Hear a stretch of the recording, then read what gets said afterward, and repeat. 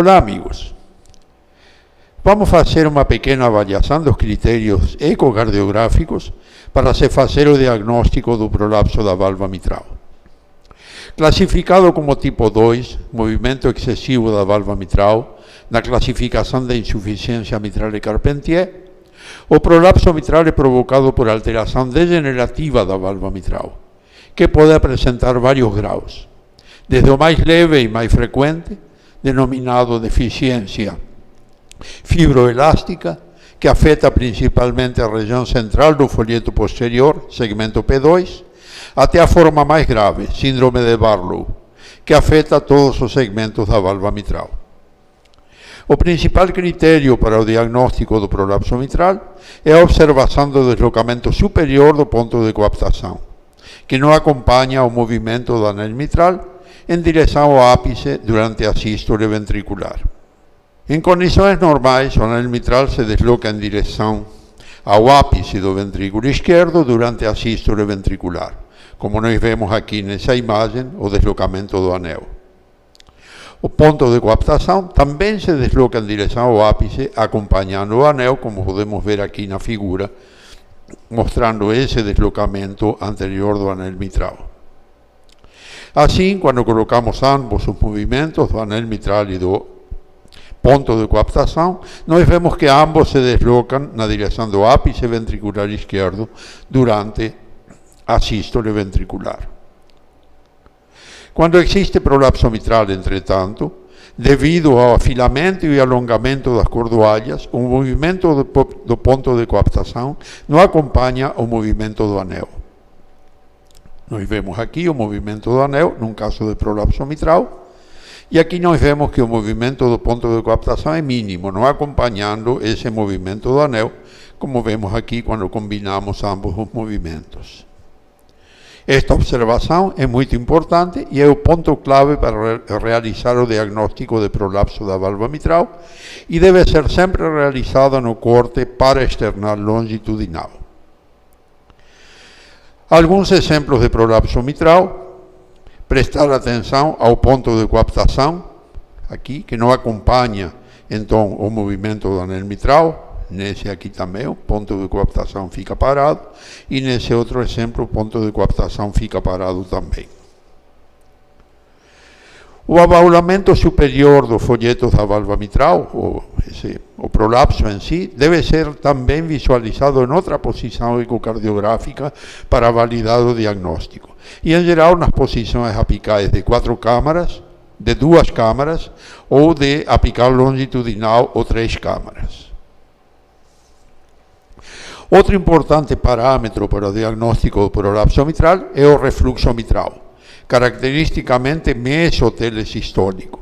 Este aspecto pode ser observado usando o modo M em cores, como nós vemos aqui, que permite ter uma excelente resolução temporal. Nós vemos aqui o fechamento da válvula mitral, transcorre um período sem refluxo desde o fechamento da válvula mitral até a mesosístole, quando começa esse refluxo e se estende até a abertura da válvula mitral, ou seja, até o final da sístole.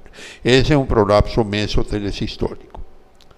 A direção do refluxo também ela pode ajudar no diagnóstico do prolapso da válvula mitral, principalmente em prolapsos de um segmento só. Assim nós vemos a direção do refluxo, em geral vai no sentido contrário ao segmento que prolapsa. No eixo curto, às vezes, pode ser observada uma falha de forma circular correspondente ao segmento que prolapsa, nessa região. O fluxo em cores mostra que nesse local é exatamente onde passa o refluxo através da válvula. Este aspecto também reforça o diagnóstico de prolapso mitral. O modo M, evidenciando o abaulamento posterior sistólico da válvula mitral, quando presente, reforça o diagnóstico. Entretanto, este aspecto não é frequente e está relacionado ao prolapso da cúspide posterior. Sua ausência, entretanto, não invalida o diagnóstico de prolapso e quando estão presentes, principalmente os demais critérios diagnósticos, principalmente o não deslocamento do ponto de coaptação. Assim, resumindo, o principal critério é o abaulamento superior das cúspides da válvula mitral, e o ponto de coaptação que não acompanha a movimentação do anel. Este aspecto deve ser também observado em outro corte ecocardiográfico, geralmente na posição apical, no caso aqui na posição apical de duas câmaras. O refluxo mitral mesotelesistólico visto pelo modo M em cores, como nós vemos aqui, reforça o diagnóstico. E a direção do jato do refluxo ajuda na identificação do segmento que prolapsa. No caso aqui, jato na direção da parede posterior do átrio esquerdo, indicando que o segmento que prolapsa é o segmento medial do folheto anterior, segmento A2. O eixo curto para externado ao nível da válvula mitral pode evidenciar a falha sistólica, que também reforça o diagnóstico e pode indicar o segmento que prolapsa, nesse caso aqui, o P2. E o aspecto ao modo M, quando presente, também ajuda no diagnóstico do prolapso, como vemos aqui, o abaulamento posterior da válvula mitral. Assim, fizemos pequeno resumo dos critérios mais importantes para o diagnóstico da válvula mitral e vimos que o principal critério é o não deslocamento do ponto de coaptação da válvula mitral em direção ao ápice durante a sístole ventricular, acompanhado do abaulamento posterior das cúspides da válvula mitral.